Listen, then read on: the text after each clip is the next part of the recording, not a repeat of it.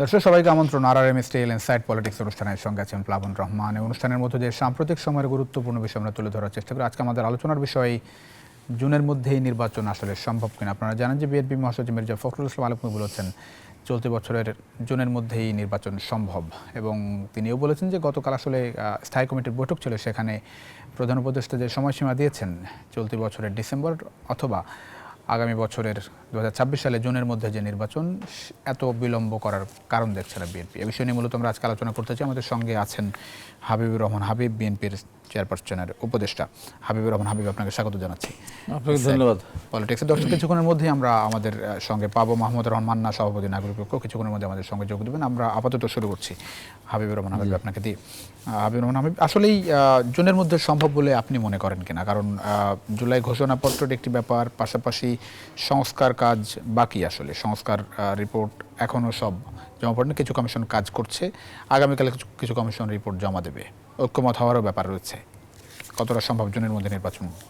আপনাকে ধন্যবাদ। আপনার মাধ্যমে নিউজ 24-এর সম্মানিত দর্শক শ্রোতা, দেশ এবং দেশের বাইরে থেকে যারা দেখছেন তাদের সালাম।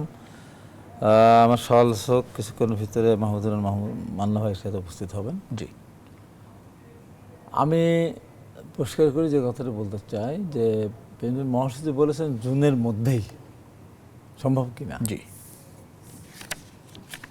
আসলে জুনের মধ্যে, জুলাই আগস্টের মধ্যেই জাতীয় নির্বাচন। জুলাই আগস্টের কথা বলছি, জুন না, জুলাই আগস্ট না। জুলাই আগস্টের মধ্যে ইচ্ছা করলে করা যায়, সমস্যা কি? ভোটার তো আপনার ওই যে হচ্ছে কি বলে নতুন কিছু ভোটার সংযোজন যেটা হচ্ছে, ওটার কি যেন শব্দ, ভোটার তালিকা হালনাগাদ, ভোটার নবায়ন। জি, নবায়ন তো হালনাগাদ, হালনাগাদ যেটা হচ্ছে আর কি, হালনাগাদ হয়ে যাওয়ার পরে আর নির্বাচন কমিশন তো রেডি আছে।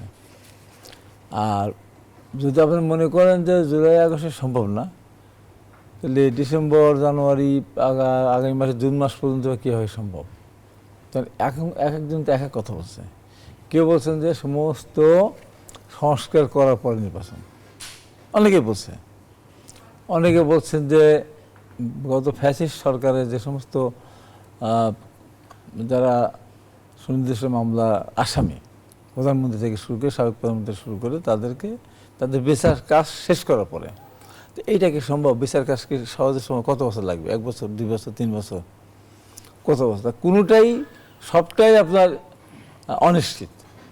অতএব অগাস্টের মধ্যে যদি মনে করা সরকার এটাকে প্রথম যদি আপনার দেয়, এজেন্ডা দেয় যে আমি এটাকে শেষ করব, নির্বাচন করা তো খুব বেশি বড় ব্যাপার না।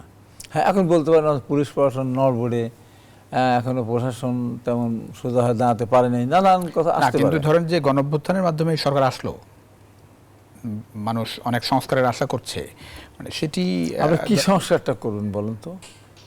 কোন সংস্কার করুন? সংস্কার কি? সংস্কার কি? সংস্কার নির্বাচন কমিশন কি সংস্কার করবেন? হ্যাঁ, নির্বাচন কমিশন আমরা যেটা দেখছি এখন যদি নিরপেক্ষ সরকার নির্বাচন হয়, এসে বড় সংস্কার তার কিছু নেই। সেহেতু আপনার হাইকোর্টে তো রায় আসছে। তারপরে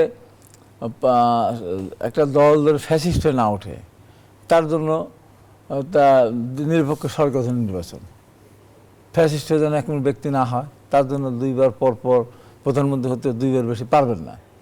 একটা দলের প্রধানমন্ত্রী একেবারে যেটা ক্ষমতা ভোগ করতে না পারে, তার কারণে রাষ্ট্রপতির সাথে ক্ষমতা আপনার হলো কী বলে ভারসাম্য বজায় রাখার জন্য আমরা বলেছি যে দুর্নীতি, ঘুষ, টাকা পাচারকারী, ব্যাংক লুটেরা, এইগুলি আমরা আনবো। আমরা নির্বাচন কমিশনের ক্ষেত্রে আমরা যে জিনিসটা অতীত দেখেছি যে 100% ভোট হয়ে গেছে, দিনের বেলা ভোট, রাতের বেলা হয়েছে, প্রশাসন শক্তিশালী ছিল, র্যাব ছিল, পুলিশ ছিল, সেনাবাহিনী ছিল, সব ছিল, ভোট রাত্রিবেলা হয়ে গেছে, একদলীয় নির্বাচন হয়েছে। তা এই যে অজুহাতটা দেওয়া হয়, যেমন প্রশাসন নাই, পুলিশ নাই, পুলিশ লাগবে না তো, দরকার নাই তো। দলীয় সরকারের অধীনে নির্বাচন যতগুলি হয়েছে, দেশপ্রেমিক সেনাবাহিনীও অসহায়ের মতো তার চেয়েছে, দেখেছে, কোনো ভূমিকা রাখতে পারেনি দলীয় সরকারের কারণে। এখন দলীয় সরকার যেহেতু নেই, সেহেতু আপনার যে কোনো কাউকে দিয়ে আপনি নির্বাচন করতে পারেন, এখানে কোনো ধরনের প্রভাব বিস্তার করার কারণ সুযোগ থাকবে না। কারণ যদি সরকার নিরপেক্ষ, যেহেতু এখন নির্দলীয় সরকার, অর্থাৎ এই সরকারের অধীনে নির্বাচন করার ক্ষেত্রে আপনার নির্বাচন করা জুলাই আগস্টের ভিতরে করা যাবে না এমন না। হ্যাঁ, আপনি ভাবতে পারেন বর্ষার মৌসুম, সেটা আপনি বিবেচনা আনতে পারেন। না, কিন্তু ধরেন এই সরকার তো সংস্কার কাজে হাতে, যেটি বলছিলাম বারবার একই প্রশ্ন আসছে তো সেটা কত হচ্ছে- কি সংস্কার না না, করবে? কিন্তু এই সরকার তো আসলে বলেছে যে মানে কিছু সংস্কার করতে গেলেও ডিসেম্বর পর্যন্ত সময় লাগবে। এখন সরকার তো কিছু সময়সীমা সংস্কার- দিয়েছে। না, সংস্কার তো সরকার তো নির্বাচনের পথে যাচ্ছে। হ্যাঁ, নির্বাচন যাচ্ছে। নির্বাচন তো। কমিশন বলছে তারা প্রস্তুতি নিচ্ছে জাতীয় নির্বাচন নির্বাচনের কমিশন জন্য। সরকার নির্বাচনের পথে হাঁটতেছে, আমরা একটা নির্বাচনের প্রশ্ন পক্ষে কথা আসছে বলছি। যে বিভিন্ন পক্ষ থেকে এর যে ভিতরে বিএনপি একটু মাঝখানে, হ্যাঁ? নির্বাচনের জন্য তাড়াহুড়ো করছে, এটা কি আসলে বিষয়টা এরকম? আমরা তাড়াহুড়ো করতে অন্য কারণে, যেভাবে দেশটা পরিচালিত হচ্ছে, জি। আমার কাছে মনে হচ্ছে যেন কেমন কেমন কোথাও যেন একটা 111 একটা অবস্থা, বা দেশের ভিতরে আরো বিশৃঙ্খলা সৃষ্টি হওয়ার একটা সম্ভাবনা আমি দেখতেছি। কেন? সরকার কি- কি- কোন কি জায়গায় নিয়ন্ত্রণ নাই তো, দ্রব্যমূল্য নিয়ন্ত্রণ নেই, কোন জায়গায় নিয়ন্ত্রণ আছে বলুন তো? কোথায় নিয়ন্ত্রণটা আছে? আপনার আজকে সীমান্তে যেভাবে আপনার পার্শ্ববর্তী একটা দেশ যেভাবে শুরু করেছে, এই সরকারকে তারা সমর্থন করে না। আপনার প্রশাসনের মধ্যে যে সমস্ত ধরেন আপনার আছে, এই সরকারের কি প্রশাসন কোন লোক আছে? নির্বাচিত সরকার হলে সমর্থন করবে। অবশ্যই নির্বাচিত সরকার হলে আপনার আজকে যে আমাদের উত্তেজনা সৃষ্টি হয়েছে যে চাঁপাইনবাবগঞ্জ এরিয়াতে, জি। ভারতের সেনাপ্রধান কি বলতেছে, নির্বাচিত সরকার হলে কথা বলা যাবে, বলছে না? আপনি ধরেন 1 বছর থাকবেন, 2 বছর থাকবেন, ইনভেস্টমেন্ট হবে, আসবে। আজ পর্যন্ত 5 মাস ডক্টর ইউনূস সাহেবের মধ্যে এরকম একটা নাম করলো, সারা পৃথিবীব্যাপী যার একটা অবস্থান, কোনো ইনভেস্টর আসতেছে, বিনিয়োগ আসতেছে কতদিন? আপনি 1 বছর লাগবেন, 2 বছর বিনিয়োগকারী আসবে না, তাহলে আপনি কী করবেন? আপনার বসে বসে থাকবেন? আমার কথা হচ্ছে আমি ধরেই নিয়ে আমরা নির্বাচন করতে হবে, তো সমস্যাটা কি? জি, আমাদের সরকারের প্রতি যোগ দিচ্ছেন মাহমুদুর রহমান মান্না, সভাপতি নাগরিক ঐক্য। মাহমুদুর রহমান মান্না, স্বাগত জানাচ্ছি ইনসাইড পলিটিক্সে। জি। জি, আমরা একটু কথা বলছিলাম যে জুনের মধ্যে নির্বাচন সম্ভব কিনা। জুনের মধ্যে জুলাই আগস্টের মধ্যেই জাতীয় নির্বাচন সম্ভব, মির্জা ফখরুল ইসলাম আনকুর বলেছেন। একটা প্রশ্ন রেখেছিলাম যে বিএনপি একটা বিভিন্ন পক্ষ থেকে আসছে, বিএনপি আসলে একটু নির্বাচনের জন্য তাড়াহুড়ো করছে। এটা কি আসলে তাড়াহুড়ো নাকি যৌক্তিক সময় বলে মনে হয়? জুলাই আগস্টের মধ্যে নির্বাচন, সরকার তো বলেছে যে কিছু সংস্কার হলেও ডিসেম্বর লাগবে। সারাদিন এরকম ব্যস্ততার মধ্যে ছিলাম যে ওনার বক্তব্যটা ডিটেল আমি দেখিনি, বিগত পড়িনি, কিছু জানি না। যেরকম আপনি আমাকে বললেন, এরকম সকালের একটা মানববন্ধন ছিল, সেখানে হাবিবও ছিলেন, ওইখানে ওনারা বললেন, তারপর আমি কথাও বলেছি। তো ওইটা হলো অনেকটা মানে শুনে কথা বলা আর কি, পরীক্ষা নিরীক্ষা করে বলা না। উনি কীভাবে আমি একটু বলি, একটু আপনি আরেকটু এলাবোরেটলি পাবেন। আমরা বারবার বলেছি নির্বাচিত সরকারের কোনো বিকল্প নেই, এটা গণতন্ত্রের জন্য সবচেয়ে গুরুত্বপূর্ণ বিষয়। আমরা মনে করি এবছরের মাঝামাঝি অর্থাৎ জুলাই আগস্টের মধ্যে নির্বাচন সম্ভব। এই কারণে আমরা সরকার, নির্বাচন কমিশন ও রাজনৈতিক দলগুলোর প্রতি আহ্বান জানাচ্ছি, দেশের বৃহত্তর স্বার্থে এই বছরের মাঝামাঝি সময়ের মধ্যে নির্বাচন অনুষ্ঠানের ব্যবস্থা করতে পারি, মির্জা ফখরুল ইসলাম আনকু বলেছেন। এবং স্থায়ী কমিটির যে বৈঠক ছিল, সেই বৈঠকেও এই বিষয়ে আলোচনা হয়েছে। সেখানে বলা হচ্ছে যে প্রধান উপদেষ্টা যে সময়সীমা দিয়েছেন এই বছরের ডিসেম্বর অথবা আগামী বছরের জুনের মধ্যে, সেটি এত বিলম্ব করার কারণ দেখছে না বিএনপি। রাজনৈতিক সংকট, অর্থনৈতিক মানে সংকট বাড়ছে। ওনাদের যুক্তিটা শুনলে না কথাটা বলতে ভালো হতো। যেমন ধরেন, আমি এতদিন ধরে বলে আসছি, যেহেতু বিএনপি যৌক্তিক সময় বলেছে, যৌক্তিক সময় মানে একটা ভালো নির্বাচনকে বিবেচনায় রেখেই বলা হয়েছে। তো ভালো নির্বাচন করার জন্যে কোনো সময় এরকম করে জুন জুলাইয়ের মধ্যে এটা করে ফেলা যাবে কেউ বলেননি। জুন জুলাইয়ের মধ্যে তাহলে কি কি করতে পারি আমরা? আমি একদম খুব অল্পের মধ্যে বুঝি যে পুলিশ বাহিনীটাকে নির্বাচন উপযোগী করতে হবে। একভাবে বলতে পারি এটা একটু প্রো পিপল করতে হবে, একটু গণতন্ত্র পছন্দ করে, গণতন্ত্রকে ভালোবাসে, এরকমভাবে গড়ে তুলতে হবে। এইটা কি আগামী 6 মাসের মধ্যে গড়ে তোলা সম্ভব? আমি জানি না, আমার কাছে দায়িত্ব নেই। ধরেন এরকম হয় যে আমি আপনাকে একটা জিনিস দায়িত্ব দিয়ে বুঝতে পারলাম যে এই কাজটা আপনি করতে পারবেন অথবা পারবেন না, আপনাকে আমি চিনি, জানি, আমি আপনার সাথে কাজ করছি, তাই হাবিব সাহেব পারবেন কি না তার সম্পর্কে আমার অন্যরকম ধারণা আছে। দুইজনকেই চিনি বলে, কাজটা করছি বলে চিনি। তো এই পুলিশের মধ্যে কিংবা ধরেন জনপ্রশাসন যাকে আমরা বলি, আমলাতন্ত্রের মধ্যে কাজ করছেন সরকার, তারা বলতে পারবেন এটা কতখানি তারা পারেন। এই যে 5 মাস অতিবাহিত হয়ে গেল, আমরা যে বিষয় নিয়ে বলছেন পুলিশ, সে জায়গায় খুব বেশি চেঞ্জ দেখছেন? এই 5 মাসে তারা খুব কিছু চেষ্টা করেছেন তাই দেখছি না। এই 5 মাসে তাদের পারফরমেন্স লেভেল আমাকে খুব হতাশ করেছে এক কথায়। এই জন্যেই যখন বিএনপির পক্ষ থেকে এগুলো কথাবার্তা বলে তখন আমি মাঝে মাঝে মনে করি যে সরকারের এই কার্যক্রমে তারাও হতাশ এই কথাগুলো বলেন যে তারা আসলে পারবে না শেষ পর্যন্ত, তাহলে অযথা কালক্ষেপণ করে লাভটা কি, এই জন্য হয়তো বলেন। আর এইসব ব্যাপারে সরকারের পক্ষ থেকে তো কখনো কোনো কিছু বলা হয় না। যেমন ধরেন আজকে এই যে সংবিধান সংশোধন কমিটির যে একটা রিপোর্ট পত্রপত্রিকা যে বেরিয়েছে, যে আমার সামনে আছে প্রথম আলো, সারাটা দিন আমার হাতে ছিল, পড়া হয়নি। সংসদ হবে 2 কক্ষের, মোট আসন 505, বলছে 400 জন হবে নিম্নকক্ষ, এগুলো ডাইরেক্ট ভোটে হবে। এর মধ্যে মহিলা থাকবেন 100 জন এবং 100 জন বা 105 জন হবেন উপরের কক্ষের, এবং এটা হবে আনুপাতিক হারে। আমি একদম নিশ্চিত আছি হয়তো একটা বিএনপি সাপোর্ট করলে করতেও পারে, আর একটা করবি না আনুপাতিক হারে, এটা সরকারেরও জানার কথা, কিন্তু তারা এটা বলে দিলেন। এটা নিষ্পত্তি হবে কীরকম করে? তারপরে সরকারকে হয় একা যেতে হবে, সে যেটা সরকার পারে না, অথবা সরকার অংশী যারা যারা আছে তাদেরকে সাথে নিয়ে যাওয়ার চেষ্টা করবেন, যেটা ডক্টর ইউনূস আগে বলেছেন। তো এই কাজ করতে, পারসিউ করতে, বোঝাতে, কথাবার্তা বলতে এটা 6 মাসের মধ্যে হবে না। এখন বিএনপি কিন্তু বলতেই পারে যে এমন এমন পয়েন্ট আপনি তুললেন যেটা নিষ্পত্তি হবে না। সব বিতর্ক তো নিষ্পত্তি হয় না আসলে, বিশেষ করে যদি থিওরির সাথে যুক্ত হয়। তো থিওরির বিষয়টা এরকম একসময় একটা ডগমার মতো হয়, আপনি এটা বিশ্বাস করেন, আমি এটা বিশ্বাস করি, এটা নিয়ে তর্ক হবে না, আমি আপনি তর্ক করে এটা নিষ্পত্তি করতে পারবো না। তো এইটা যদি এরকম জায়গায় চলে যায় তো সেখানে নিষ্পত্তি কীরকম করে হবে? সংবিধান সংসদের এরকম আরও প্রশ্ন আসবে। জি জি, আপনি তো নিশ্চয়ই জানেন আপনাদের যেটা ঘোষণা করা হচ্ছে আসলে, যে সংস্কার কমিশনের রিপোর্ট কালকে 4টা কমিশন, আরও বেশি কমিশন রিপোর্ট দিচ্ছে।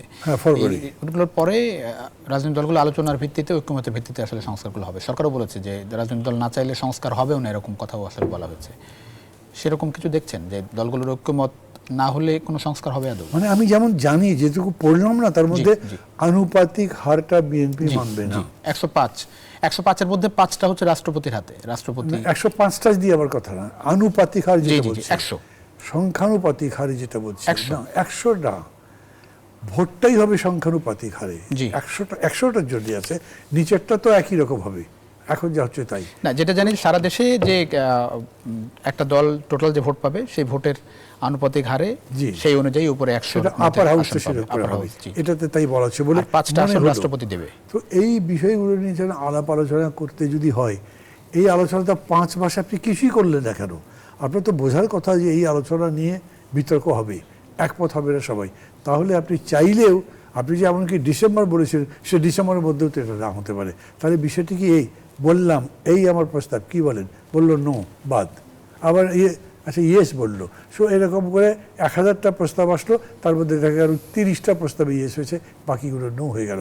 এই রকম পদ্ধতি কি, এটা আমরা জানি না। কিন্তু যে কারণে আমার জন্য বলা কষ্টকর হচ্ছে যে আমি সরকারকে এই ব্যাপারে খুব প্রোঅ্যাক্টিভ দেখতে পাচ্ছি না। ঠিক আছে, তারা অনেক পরিশ্রম করে এই প্রস্তাবগুলো তৈরি করছেন, তাদের যে সমস্ত কমিশন আছে তারা কাজকর্ম করছে, কিন্তু এটা যে শেষ পর্যন্ত আবার জনগণের মধ্যে থেকে ম্যান্ডেট আকারে নিতে হবে এবং তার প্রকাশ হচ্ছে এই ধরনের অংশীদের মধ্যে একটা ঐক্যবদ্ধ গড়ে তোলা, সেই এক্সারসাইজ নাই। তারপরে বিএনপি যদি এই সমস্ত সংশয় প্রকাশ করে বলে, আমার মনে হচ্ছে বিষয়টা তাই। কিন্তু এটা এরকম হয়ে যাচ্ছে, একটা জেদাজিদির মতো হয়ে যাচ্ছে। ইনি বলছেন আমি পারবো না, উনি বলছেন না এটা পারতে হবে, এটা পারা যায়। অথচ আমরা এই দেশটাকে এই জেদাজিদির জায়গায় নিয়ে যেতে চাইনি। আমরা চেয়েছি সমঝোতাটা হোক, আলাপ আলোচনা হোক, আরও বেশি করে পরস্পরকে জানবার চেষ্টা করো। তার জন্য আমাদের কাছে যথেষ্ট সময় ছিল এবং একটা সর্বসম্মতভাবে যতদূর যাওয়া যায় ততদূর আমরা যাব, তার ভিত্তিটা মজবুত হয়, তারপরে সেই সংস্কারগুলো টেকসই হতে পারে। এখন তো সেই সুযোগ কমে যাচ্ছে বলে মনে হয় আমার। জি, হাবিবুর রহমান হাবিব। জি না, মান্না ভাই যেটা বললেন এই সমস্ত সংশয় থেকেই, এবং দেখেন এই উত্তরটা কি আসতেছে। জি, বিএনপির মহাসচিব বলেছেন যে জুলাই আগস্টের মধ্যে নির্বাচন হতে পারে, সম্ভব সম্ভব সম্ভব। এর উত্তরটা কি আসলো? এর উত্তরটা আপনার এদের পক্ষ থেকে, বৈষম্যবিরোধী ছাত্র নেতাদের পক্ষ থেকে কি আসলো? বিএনপি ক্ষমতার লোভে অন্ধ হয়ে গেছে, খালি ক্ষমতায় যাওয়ার জন্য নির্বাচন করে, এই যে কথাটা বলে ফেলল আর কি। তাহলে সরাসরি কন্ট্রাডিকশন চলে গেল না? এটা তারা বলতে পারে, যে এই এই এই এই সময় ধরে আধ্যাত্মিক একটা সময় আসছে, তার ভিতরে একটা হয়তো আর একটু সময় লাগলে পরে সে দিয়ে করা যেতে পারে, কিন্তু একদম উল্টা হয়ে গেল। তারা কি মালিক হয়ে গেছে নাকি? আমরা তো বলছি যে এই সময়ের ভিতরে নির্বাচনটা করা যেতে পারে, এটা তো বলছে। ওনারা কি বললেন? বিএনপি ক্ষমতা যেন পাগল হয়ে গেছে, শুধু ক্ষমতা যাওয়া, শুধু ভোট ভোট ভোট ভোট করে, মানে ভোট চাওয়া মানে অন্যায়। এখন ওনারা তো মালিক না, মালিক সাজা শুরু করেছে, এটা সবচেয়ে বড় প্রশ্ন। আওয়ামী লীগ যে ভাষায় কথা বলতো, এনাদের ভাষাটা আওয়ামী লীগ যখন ভোট চাইলে বলতো আগে উন্নয়ন পরে গণতন্ত্র, অল্প উন্নয়ন বেশি উন্নয়ন অল্প গণতন্ত্র।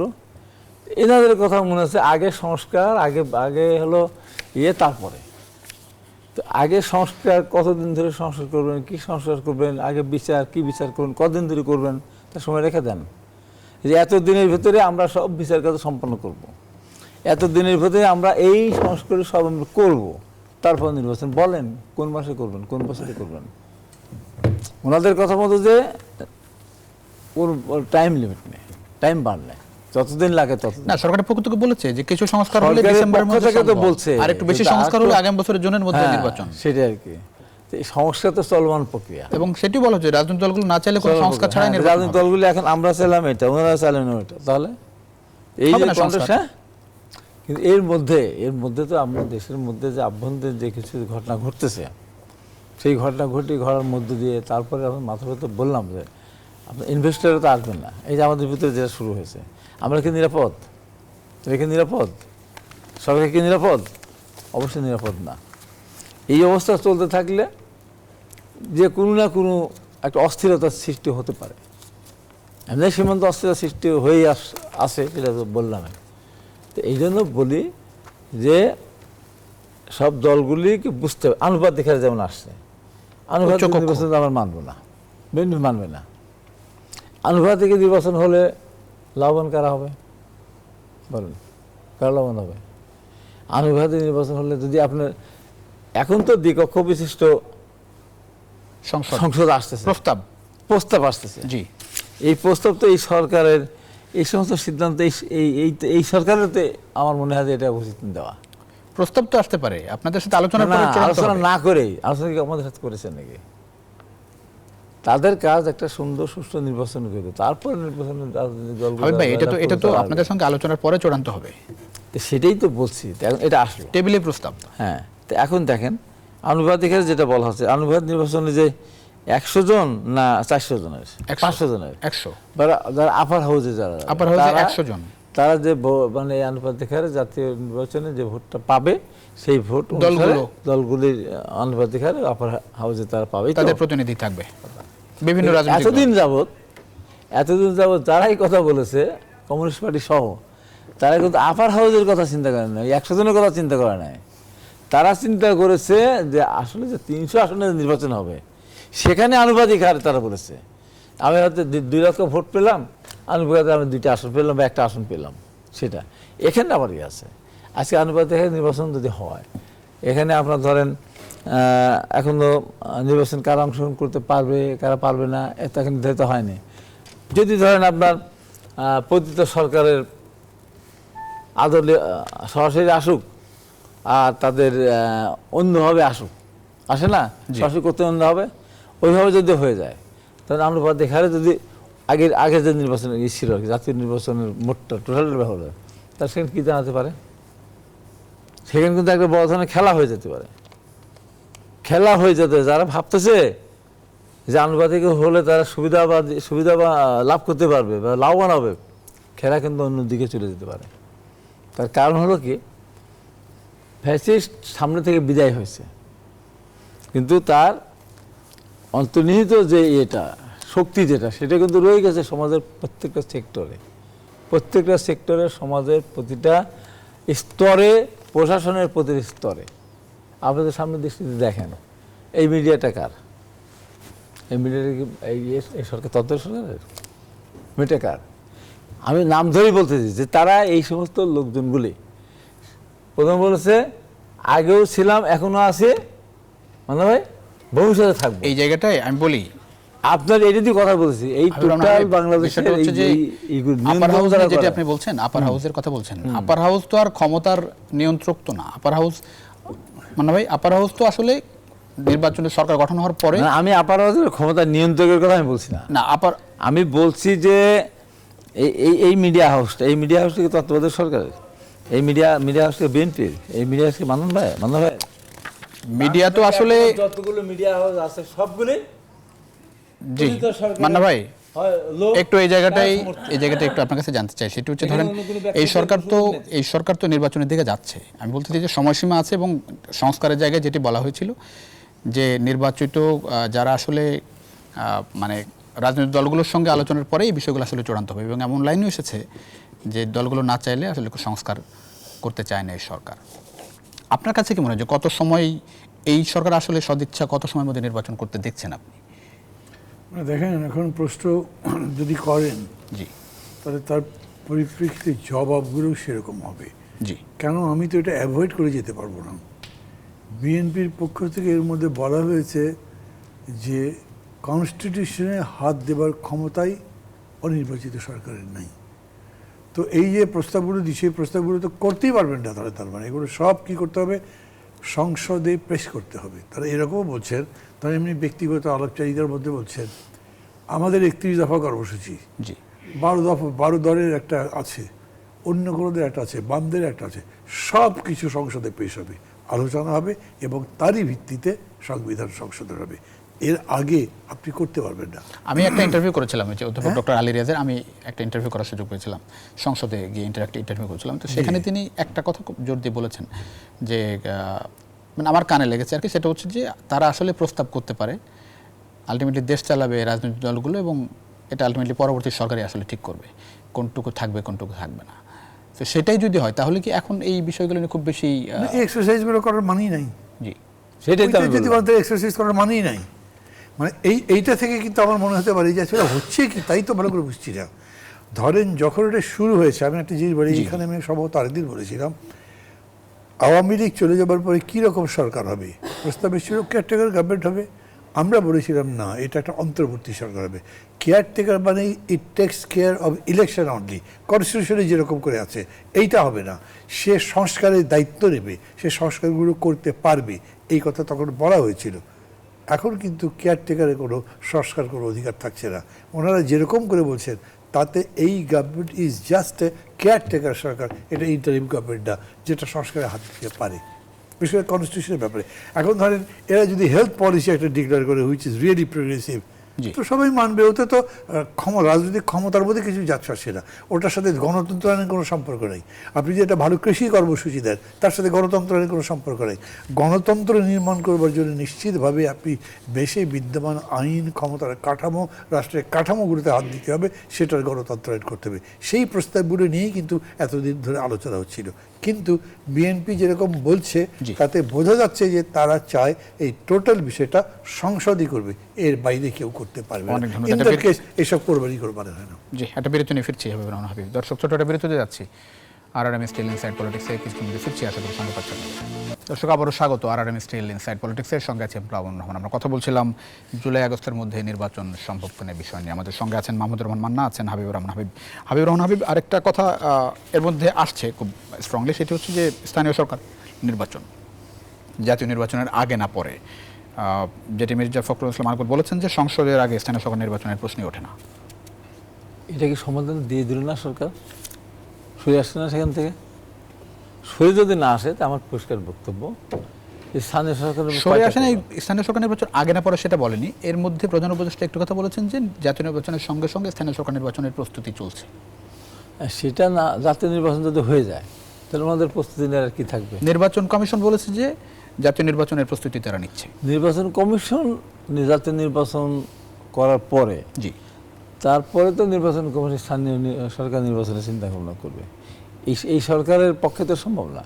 এই সরকার স্থানীয় সংসদ নির্বাচনের পূর্বে ইউনিয়ন কাউন্সিল নির্বাচন, এটা স্থানীয় সরকার নির্বাচন, তারপরে কি করবে উপজেলা, তারপরে কি আপনার পৌরসভা, তারপরে কি সিটি কর্পোরেশন, তারা কতদিন ধরে করবে?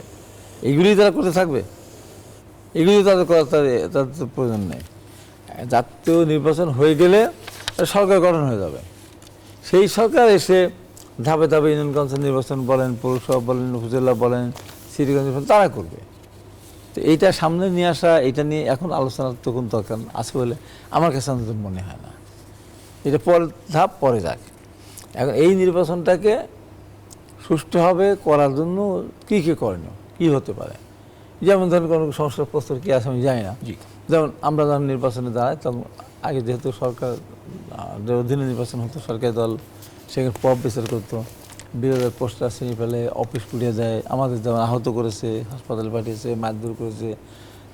এখানে একটা আইন করতে পারে যে যারা যে প্রার্থী অন্য বিপরীত প্রার্থীর উপর আঘাত হানবে, তার পোস্টার ছিঁড়বে, তার অফিস পোড়াবে, তার প্রার্থীতে বাতিল করা হবে যৌক্তিক এই সত্যতা যাচাই করার পর। তাহলে একটা সংস্কার হলো। সংস্কার করতে পারে যে নির্বাচনে এখন বেশ সময় টাকা খরচ হয়, আর প্রথম যেটা সংস্কার করা উচিত মিথ্যাচার। আমি তো কয়েকটা নির্বাচন নমিনেশন জমা দিচ্ছি, বলতে হলফনামা হলফনামা, এই মিথ্যাচারটা বন্ধ করে দেয়। এবার আমি হলফনামায় একটা বিষয় চোখে পড়লো, নির্বাচন ব্যবস্থা সংস্কার কমিশনের যেটা, সেখানে একটা কথা বলা হচ্ছে বিদেশে সম্পদের তথ্য দেওয়া বাধ্যতামূলক থাকবে। ওইটা বাদ দেন, ওইটা কোন ঘটনাটা হলো যে আমি আজ পর্যন্ত নির্বাচনে আমি তো দুইটা নির্বাচন করেছি, আজকে নির্বাচন তো আমাদের করতে পারি, মাঝখান দিয়ে হয়ে গেছে। একটা তো না করলেও কিন্তু স্টেটমেন্ট দিতে হয়, একটা তো আমি সিগনেচার করি না, একটা আমি 91 সালেও করি না সিগনেচার। 91 সালে 3 লক্ষ টাকা, 3 লক্ষ টাকা নির্বাচন হয় না।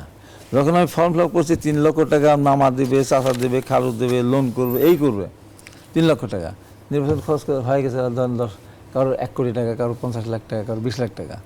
তাহলে প্রথমেই আমি একটা মিথ্যা হলফনামা দিলাম যে আমার টাকা উৎসটা, পরবর্তী সময় আমি আবার মিথ্যা কথা লিখলাম। তো সে আমি 3 টন গমের কাছে 30 টন গম লিখবো, তো আমার কিভাবে ঠেকাবেন? এই জায়গাটা বলতে হবে লিমিট, এই লিমিট তো হবে না। একদিন নির্বাচনের দিনেই তো খরচ হয় 50 লাখ টাকা, তার এই যে সমস্ত এজেন্ট খরচ, প্রশাসনিক খরচ, এগুলো যায়। হ্যাঁ, এখন এখানে সব কমাতে হবে কোনটা, একবারে সম্ভব হবে কিনা? 15 লাখ 25 লাখ টাকা বিভিন্ন সময় তো দেওয়া হচ্ছে, আসলে এই যে সম্ভব 25 লাখ টাকা।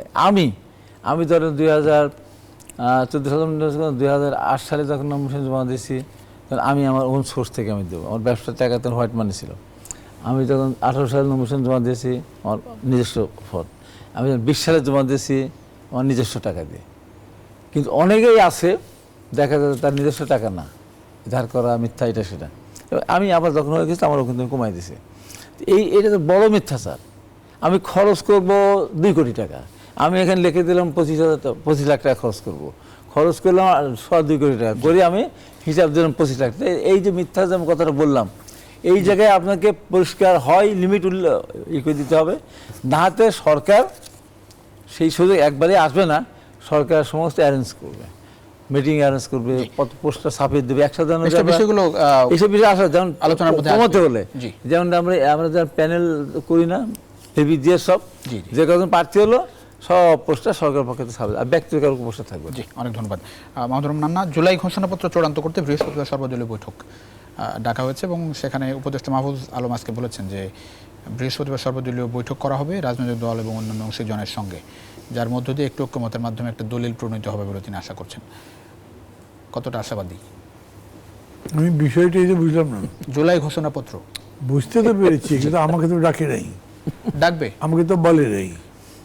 তো যাওয়ার আগের দিন আমাকে বললাম তো বুঝতে হবে না এটা কি হবে, এটা কি। আমি এমনিতেই তো প্রোক্লামেশনটাই বুঝছি, এখন আবার বলা হচ্ছে ডিক্লারেশন। প্রোক্লামেশনের ডিক্লারেশনের মধ্যে তফাৎ কি করতে চান এটা, তা আমি বুঝবো না। একটা আমাকে তো প্রপোজাল একটা দিতে হবে যে আমি এটা করতে চাচ্ছি, বা একটা ড্রাফট দিতে হবে। কোনো ড্রাফট পাইনি, তখন একটা ড্রাফট পেয়েছিলাম আনঅথেন্টিকেটেড, আনসলিসিটেড। এখন হঠাৎ করে সকালবেলা একটা ডকুমেন্ট পেয়েছি, এই ডকুমেন্টে যে কোনো ডকুমেন্ট নাকি তাও বুঝতে পারছি না, কিন্তু ওই আগের মতোই লেগেছে। মানে যেহেতু এই হয়েছে, যেহেতু এই হয়েছে, এরকম করতে করতে যেটা শেষ পর্যন্ত কনক্লুশনে গেছে। ডিক্লারেশনটা মানে হয় কি জানেন, ডিক্লারেশন সবসময় একটা হিস্টোরিক্যাল বিষয় হয়। বিশাল আন্দোলনের মধ্যে দিয়ে আপনি বিশাল একটা পরিবর্তন ভিজুয়ালাইজ করছেন, কিছু হয়েছে, কিছু হবে। আপনি বললেন এই পরিবর্তন সূচিত হয়েছে, এই পরিবর্তনের জায়গায় যাব।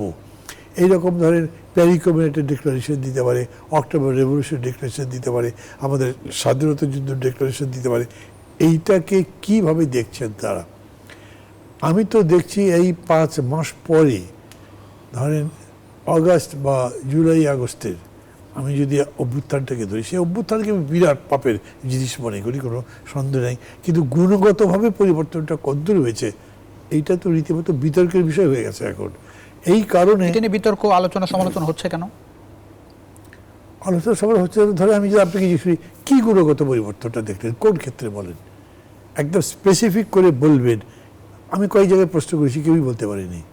মানে আমি যদি বিচার ব্যবস্থার কী পরিবর্তন হয়েছে, না আমাদের প্রধান বিচারপতি একজন খুবই যোগ্য লোক, এটা তো বিচার ব্যবস্থার পরিবর্তনের কথা হলো না।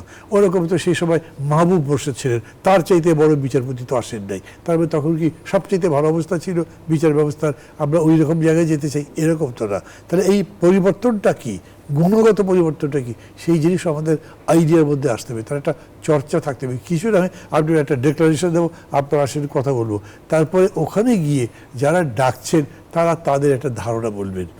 আমি শুনতে পারি, শুনে বললাম আচ্ছা ঠিক আছে, এটা আমি পরে কথা বলবো, আমার এটা আর একটু ভালো করে বোঝার ব্যাপার আছে, এটা ঝুলে গেল। মানে আমি এই পদ্ধতিতে মনে হচ্ছে যে ঝুলে যাবে, মানে তারা তো আশা করছে যে বুঝতে পারছি বিষয়টা এরকম, তারা আশা করছে যে ওই দিনই একটা মানে ঘোষণাপত্র স্পষ্ট হবে, দলিল তৈরি হয়ে যাবে। আমি তো জানি না, তাহলে আমি গিয়ে কি সাজেশন দেবো? আমি আমার কথা বলছি, বাকিরা তাদের কথা বলবেন, কারণ আমি তাদের একটা হাবিব রহমান হাবিব, আপনি কিছু জানেন মানে এই যে জুলাই ঘোষণাপত্র বিএনপির কাছে তো একটা, যতটা জানি যে একটা খসড়া তারা যে ড্রাফট করেছিল সেটি গিয়েছিল। না আমি এটা জানি না, আর আমি এটা মনেও কি, এখন তো হয়ে গেছে, আন্দোলন তো শেষ। ঘোষণাপত্র এক প্রয়োজনীয়তা দেখছেন না? না কিসের প্রয়োজন? আমি তো ঘোষণাপত্র, যখন আমি একটা কাজ করব তখন আমি ঘোষণা দেবো। আমি নির্বাচন করব, নির্বাচন ইশতেহার ঘোষণা করি, নির্বাচন পরে কি ইশতেহার ঘোষণা করে কেউ? আমার আন্দোলন তো শেষ, এখন ডিক্লেয়ার, এখন কিসের আপনার ঘোষণাপত্র? মাহমুদুর রহমান, এই জায়গাটাই পয়েন্টটা সেটার মধ্যে তো। কারণ আপনি ঘোষণা যখন বলছেন, খেয়াল করুন, ঘোষণা মানে অতীত নিয়ে ঘোষণা হয় না তো, অতীত ঘোষণা হয়, ঘোষণা তো ভবিষ্যতের লক্ষ্যেই হবে। তো সেই ভবিষ্যতের লক্ষ্যে কি ভবিষ্যতেও নির্বাচন হবে, সংস্কারের মধ্যে দিয়ে নির্বাচন হবে। আমাদের ইন্টার পলিটিক্যাল প্রসেসটা যদি এখন আপনি ভিজুয়ালাইজ করেন তো কি বলবেন, যথাযথ সংস্কার করে সবার কাছে গ্রহণযোগ্য একটা গুণমানে উন্নত নির্বাচন হতে হবে, এটাই তো আমাদের ঘোষণা। তাছাড়া কি ওনারা কি বলতে চাইবেন, যেগুলো ওখানে লিখেছেন দেখলাম, যদি তাদের লেখা হয় আমি বুঝতে পারি না। সেটা মানে ধরেন সেই যে আমরা এত লোক জীবন দিয়েছিলাম, এই কাজ করেছিলাম, সেহেতু তার মানে হচ্ছে যে আমরা একটা উন্নত সমাজ ইত্যাদি, এগুলো কথা তো অনেকবার বলা হয়েছে। আমি অনেস্টলি মানে ছোট বড় করতে কিছু করতে চাচ্ছি না, আমি বুঝতে চেষ্টা করে বুঝি নাই যে সেই কথা বলছি। এখন তারা, আমি কিন্তু আজকেই আপনার কাছে যে শুনলাম, এখানে আমি জানলাম যে বুধবারে তারা আমাদেরকে ডাকছে, বৃহস্পতিবার। তো বৃহস্পতিবার আবার অন্য প্রোগ্রামও থাকতে পারে, আমি জানি না কিন্তু কি আছে। সেই অর্থে এরকম একটা ডিক্লারেশন বা এরকম একটা বৈঠক হলে কি হয়, আমরা যখন করি পরশুদিন, ধরেন আমরা যদি জোটেরই বৈঠক ডাকি, তাহলে আমরা কি করি, আমাদের একটা ফোরাম আছে, সেই ফোরামে নোটিশ দিই এই ব্যাপার নিয়ে একটু বৈঠক করা দরকার, কবে বসা যায়, বিভিন্ন জন প্রস্তাব দিতে থাকে। তাহলে কমন যেটা হয় সেই ডেটটা ঠিক করি, এজেন্ডা বলি এই এজেন্ডা, এটা পড়ে আসবেন বা এটা দেখে আসবেন, তারপরে হবে। এইখানে তো কোনো অ্যাপ্রায়ারি আলোচনাই হলো না, পূর্বে আর কোনো আলোচনা ছাড়াই আমরা গিয়ে বসলাম, আমরা একটা ডিক্লারেশন দেবো, এইটা এরকম করে হতে পারে আমি মনে করি না। অনেক ধন্যবাদ। একটু ব্যাখ্যা দিই, 30 সেকেন্ড একটু বললাম, বিরতি পরে প্লিজ। দর্শক, ছোট্ট বিরতি যাচ্ছি। আরএনএম স্টিল ইনসাইড পলিটিক্সে কিছুক্ষণের মধ্যে ফিরছি, আশা করি সঙ্গে পাচ্ছি আপনাদের। দর্শক, আবারও স্বাগত আরএনএম ইনসাইড পলিটিক্সের সঙ্গে আছেন প্লাবন রহমান, আমাদের সঙ্গে আছেন হাবিব রহমান হাবিব, আছেন মাহমুদুর রহমান। হাবিব রহমান হাবিব, বলতে চাচ্ছিলেন আপনি? আমি বলতে চাচ্ছিলাম এই যে এই জিনিসটা, এই যে 405 505 জি, 105টা বাদ দিলাম, উচ্চ 400 ধরলাম, 400 ধরলাম, এইটা তো ঝুলে যাবে। আপনার এই নির্বাচনটা আসন বন্টন করতে হবে না, মানে সীমানা নির্ধারণ করতে হবে না। সীমানা নির্ধারণ কঠিন কাজ, এই সীমানা নির্ধারণ করতে গেলে তো 6 মাস সময় লেগে যাবে। তারপরে আপনার যে 100 যে আছে, এটাও তো ঐক্যমত ছাড়া হবে না। তা তো অবশ্যই ঐক্যমত হতে হবে। তারপরে যে আর 100 নারী আসনগুলো মেরে যেতে পারে, ধরুন ইউনিয়ন কাউন্সিল নির্বাচনে একজন নারী 3টা ওয়ার্ড মিলে, পৌরসভা তাই, তাদের তাহলে এখন ওই 100 তারা কথা, সেই 300-র মধ্যে এই 100কে ভাগ করতে গেলেও তো সময় লাগবে। কারণ এইটা দেখার পরে মনেই হচ্ছে যে এই নির্বাচনটা আরও অনেক দিন পিছিয়ে যাবে। আমাদের আশঙ্কা তো আমরা করতেছি কেন, এই সমস্ত কর্মকাণ্ডের কারণেই তো। আর এগুলো করার কোনো কারণ দেখছেন না আপনি? না, এইটা করা এখন এই তো ঝুলে যাওয়ার কথা। আপনারও তো দ্বিকক্ষ বিশিষ্ট সংসদ বিএনপি, আমরা চেয়েছি তো, সে আমাদের ফর্মুলা এরকম না তো। এখন এখানে 400 নিয়ে না দিন, তাহলে এই সীমানা নির্ধারণ করা লাগবে না? এখানে ধরেন সংরক্ষিত 50-এর জায়গায় এখন বলা হচ্ছে 100, হ্যাঁ, কিন্তু সংরক্ষিত না, সরাসরি ভোটে 100। ভোটে করলে এই 100 জনকে তো আপনার 300 আসনের মধ্যে ভাগ করতে হবে, তো এই সীমানা নির্ধারণ করা লাগবে না তখন? সেটা elaborately এখন আসে নাই, মানে তাহলে নিশ্চয়ই গেল। যখন আপনাদের সঙ্গে আলোচনা হবে তখন বিষয়টি, আর কালকে প্রতিবেদন যখন জমা দেবে, কালকে এই আপনি প্রতিবেদন যখন জমা দেবে, এটা আমরা দেখার পরে বুঝতে পারবো। আর আপনি যেটা বলেন যে এই যে ডিক্লারেশন যেটা তারা যেটা ঘোষণা যেটা আর কি 1970 বান্দা ভাইয়ের আন্দোলন করেছিলেন, বা 66 এই থেকে শুরু করে ছাত্রদের 6 দফা ছিল, এই ছাত্রদের 11 দফা ছিল, আওয়ামী লীগের 6 দফা ছিল, একটা নির্দিষ্ট দফা ভিত্তিতে আন্দোলন হয়েছে। জি, আমরা 90-তে করেছি, আমাদের 10 দফা ছিল, সুনির্দিষ্ট দফার ভিত্তিতে আমরা আন্দোলন করেছি। এবার তো কোনো দফা ছিল না, ছিল বৈষম্য বিরোধী আন্দোলন, তার থেকে এবার আসলো কোটা বাতিলের আন্দোলন, এই তো হলো। এখান থেকে তারপরে পর্দা করে বিভিন্ন এই সরকারের অপকর্ম দুষ্কর্মের কারণে একটা সরকার পরিবর্তন হয়ে গেছে।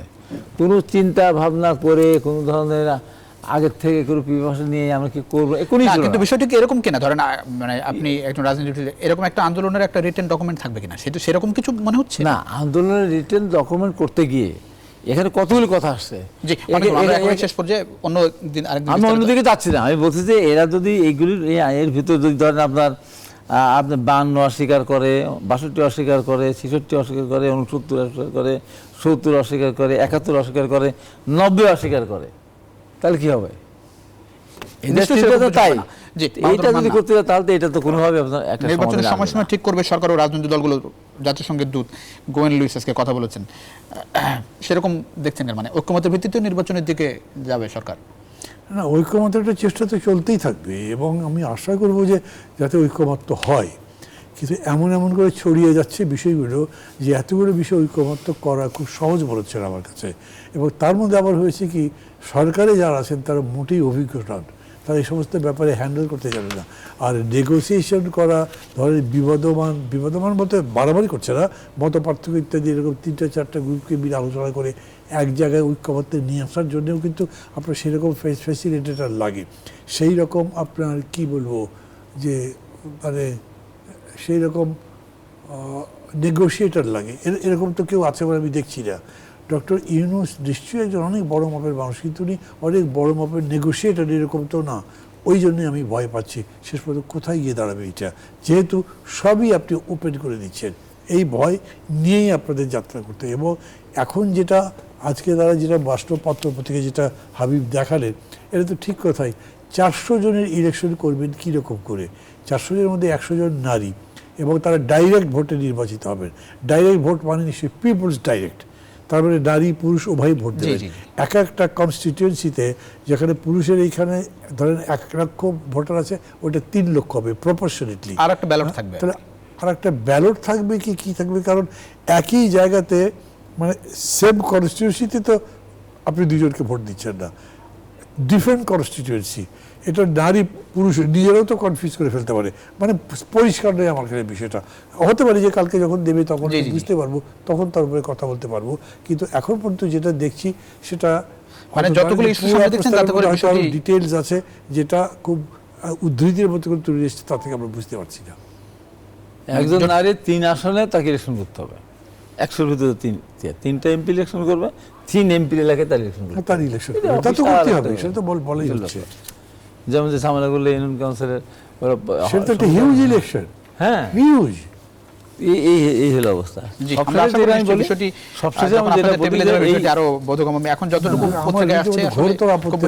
কেন এটা আগে অন্যদের সঙ্গে স্টেক হোল্ডারদের সাথে আলোচনা করা না করে কি অসুবিধা ছিল? এখন তো আলোচনা হবে, এখন তো হবে কি, এখন তো আপনার সময়ের কনস্ট্যান্ট হয়ে যাচ্ছে। এখন যে অলরেডি এসে গেছে যে জুন জুলাইয়ের মধ্যে ভোট দিতে হবে, তাহলে জুন জুলাই আপনার 4 মাস আছে মাত্র। এই 4 মাসের মধ্যে আলোচনা করে, নিষ্পত্তি করে, সীমানা চিহ্নিতকরণ করে, ভোটার নিশ্চয় করে, ফিক্স করে একজন ক্যান্ডিডেট। অনেক ধন্যবাদ। আমরা আশা করি যে নিশ্চয়ই আমাদের আলোচনার টেবিল বিষয়গুলো উত্তর হবে। অনেক ধন্যবাদ দর্শক, এতক্ষণ যারা আমাদের সঙ্গে ছিলেন। আশা করি নিউজ পেপারের সঙ্গে থাকবেন।